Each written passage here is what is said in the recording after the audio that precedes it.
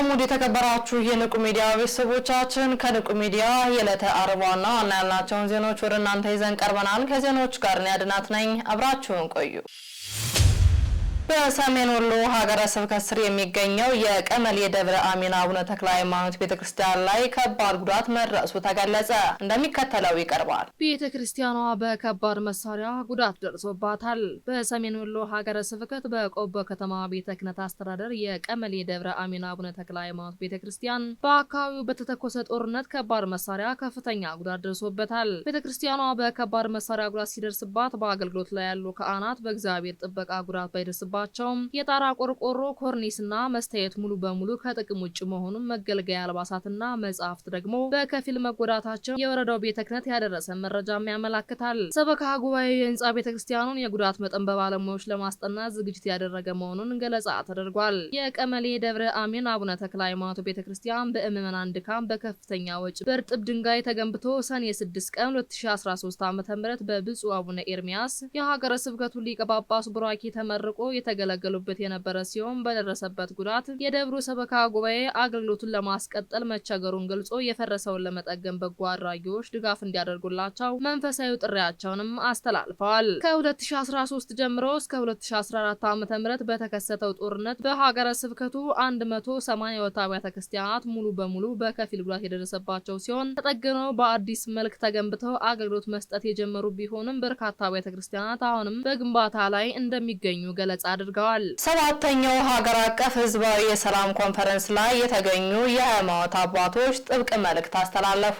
ተጨማሪ አለ። ሰባተኛው ሀገር አቀፍ ህዝባዊ የሰላም ኮንፈረንስ ላይ የተገኙ የኢትዮጵያ የሃይማኖት ተቋማት ጉባኤ የበላይ ጠባቂ ተወካዮች፣ የሃይማኖት መሪዎችና አባቶች እውነተኛ አስታራቂዎች በመሆን የተጣሉትን ወገኖች ማስታረቅ ይገባቸዋል በማለት ያደራ መልእክት አስተላልፈዋል። የኢትዮጵያ የሃይማኖት ተቋማት ጉባኤ ከቤኒሻንጉል ጉሙዝ ክልል የሃይማኖት ተቋማት ጉባኤ ጋር በመተባበር በአሶሳ ከተማ በተካሄደው ሰባተኛው ሀገር አቀፍ ህዝባዊ የሰላም ኮንፈረንስ ላይ የተገኙ የኢትዮጵያ የሃይማኖት ተቋማት ጉባኤ የበላይ ጠባቂ ተወካዮች፣ የሃይማኖት መሪዎች፣ አባቶች እውነተኛ አስታራቂዎች በመሆን የተጣሉትን ወገኖች ማስታረቅ ይገባቸዋል በማለት ያደራ መልእክታቸውን አስተላልፈዋል። የሃይማኖት አባቶች አክለውም ሰላም ከሌለ ሁሉም ነገር ጉዳት ላይ ይወድቃል። ሰላም የሁሉም ነገር መሰረት ነው። በመሆኑም የሰላም የማጽናት ሃይማኖት ተልዕኳችን በሙሉ ልንወጣ ይገባል በማለት የሰላም መልእክትም አስተላልፈዋል። በተጨማሪም ልጆቻችን አመጽና ግጭትን በመጸየፍ አመጽን ከማስፋፋት በመቆጠብ ለሰላም መሳሪያ የሆኑ ዘንድ በሁሉም የሃይማኖት ተቋማት ማስተባበር እንደሚገባም ገለጻ አድርገዋል። በመጨረሻም ሰባተኛው ሀገር አቀፍ ምርጫ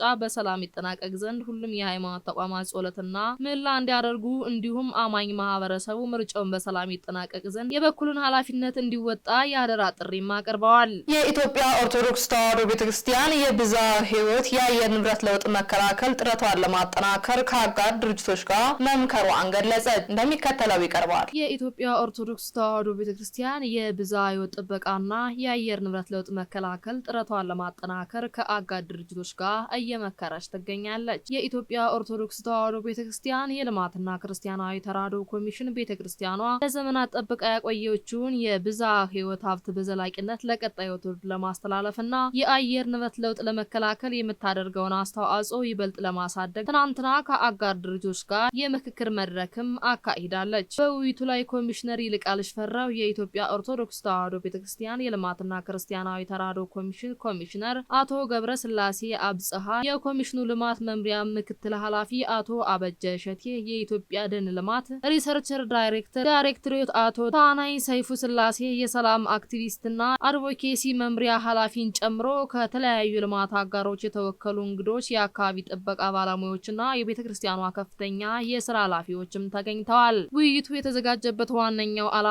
ቤተክርስቲያኗ በገዳማትና አድባራት ዙሪያ ያሉ ደኖችን በመጠበቅ ረገድ ያላትን ጥንታዊ ውጤታማ ልምድ ለዓለም አቀፍ ለሀገር አቀፍ በቀል አጋር ድርጅቶች ማሳየት እንደሆነና እስካሁን በተሰሩ ስራዎች ላይ አስተዋጽኦ ላበረከቱ አካላት ምስጋና ለማቅረብ ያለመ መሆኑን አቶ ይልቃል ሽፈራው የኢትዮጵያ ኦርቶዶክስ ተዋሕዶ ቤተክርስቲያን የልማትና ክርስቲያናዊ ተራድኦ ኮሚሽን ኮሚሽነርም ገልጸዋል። አያይዘውም ኮሚሽነሩ እንዳሉት የኢትዮጵያ ኦርቶዶክስ ተዋሕዶ ቤተክርስቲያን የልማትና ክርስቲያናዊ ተራድኦ ኮሚሽን እንደነዚህ የደሴት ደኖችን ከማጥፋት ለመከላከል ለትውልድ የሚሻጋገሩበት ሳይንሳዊ ተቋማት አሰራር መዘርጋት ተቀዳሚ ተግባሩ እንደሆነ ማክለው ተናግረዋል። የአየር ንብረት ለውጥ ለመከላከል ደኖች ለካርቦን ክምችትና ለአካባቢ ጥበቃ የሚያበረክቱትን ሚና በማሳደግ ረገድ ኮሚሽኑ ከመንግስታዊና መንግስታዊ ካልሆኑ ድርጅቶች ጋር በትብብር መስራት ተቀዳሚ ዓላማውን አድርጎ እየሰራ እንደሚገኝ በመድረኩ ላይም ተናግሯል። ኮሚሽኑ እንደተመለከተው ቤተክርስቲያኗ ያላትን ደኖች ለብዝሃ ሕይወት መሸሸጊያ ከመሆናቸውም በላይ ለሀገሪቱ የደን ሽፋን ከፍተኛ ድርሻ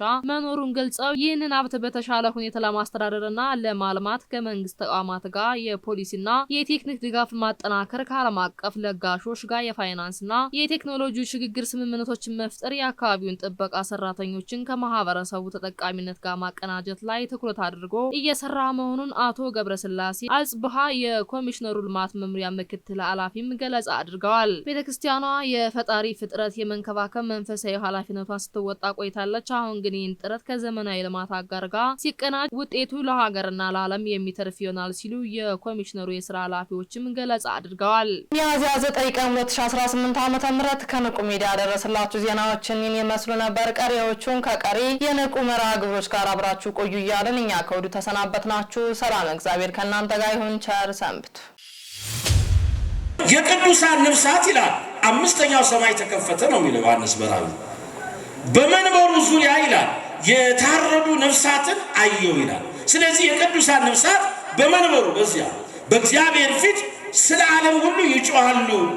ስለበደሏቸው ግፍ ስለሰሩባቸው ፍረድልን ይላሉ። በእነርሱ አማላጅነትና በአምላካቸው ለታመኑት ደግሞ ለወዳጆቻቸው ምን ይላሉ?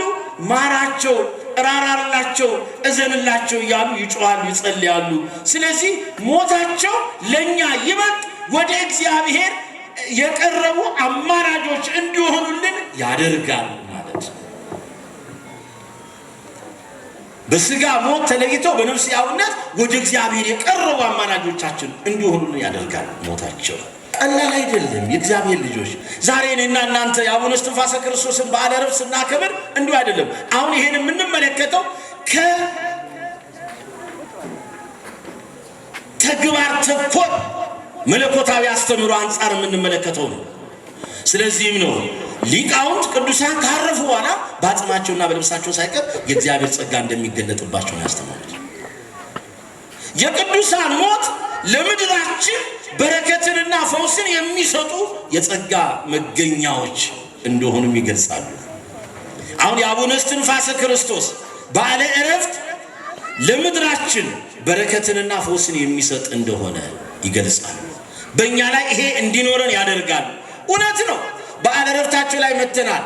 ለእኔና ለእናንተ ፈውስንና በረከትን እያሰጠን ያሉ አርፈዋል። በስጋ በነፍስ ሕያው ናቸው። ግን ዛሬም በረከት አለ፣ ግን ዛሬም ፈውስ አለ። ከማን? ከጻድቁ ቤት የታመመ የተፈወሰ ነው፣ የተጨነቀ ያረፈ ነው፣ ያጣ ያገኘ ነው፣ ያዘነ እየተጽናና ነው፣ ያለቀሰ እየሳቀ ነው፣ ባዶን የመጣ በበረከት ተሞልቶ እየተመለሰ ነው። አያችሁ? ግን እኮ በስጋ አርፈዋል፣ በነፍስ ግን ሕያው ናቸው። ስለዚህ ለምድራችን ለምድሪቷ ሁሉ የቅዱሳን ሞት በረከትንና ፈውስን የሚሰጥ ነው፣ የጸጋ መገኛ እንደሆነ። ሌላው የድል አክሊል ማሳያ ነው ይላሉ ሊቃውንቱ። የነገረ መለኮቱ ልሂቃን የድል አክሊል ማሳያ ነው። ማንን ሲያነሱ? በዝሬኒ ፈጸምኩ ሃይማኖቴን ያጠንኩ ያለው ቅዱስ ጳውሎስን ያነሱና በሁለተኛ ጢሞቴዎስ ምዕራፍ 4 ከቁጥር 7 እስከ 8 ላይ መልካሙን ገድል ተጋድያለሁ፣ አሁን ግን የጽድቅ አክሊል ተዘጋጅቶልኛል ይላል ቅዱስ ጳውሎስ።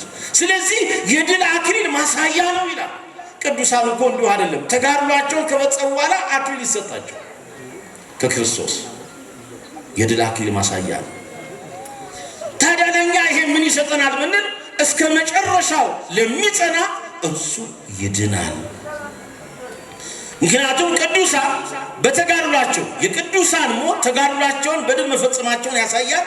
ለኛ ደግሞ እስከ መጨረሻው ለሚጸና እርሱ እንደሚድን ይህን በተግባር የምናይበት እስከ መጨረሻው መከራው ይምጣ፣ ስቃዩ ይምጣ፣ እስራቱ ይምጣ፣ እንግልቱ ይምጣ፣ መገፋቱ ይምጣ፣ ሞቱ ይምጣ፣ ምንም ይምጣ እስከ መጨረሻው ከጸናን እንደምንድን ንቁ ኦርቶዶክስ ተዋህዶ የጸሎትና የንስሐ መርከብ ማህበር በእግዚአብሔር ፈቃድ በወንድማችን የኔነህ ተስፋዬ አስተባባሪነት ከተመሰረተ ጊዜ ጀምሮ ከሚሰጣቸው ዘርፈ ብዙ መንፈሳዊ አገልግሎቶች መካከል የሐዋርያዊ አገልግሎትና ያሬዳዊ ዝማሬዎች አንዱ ነው።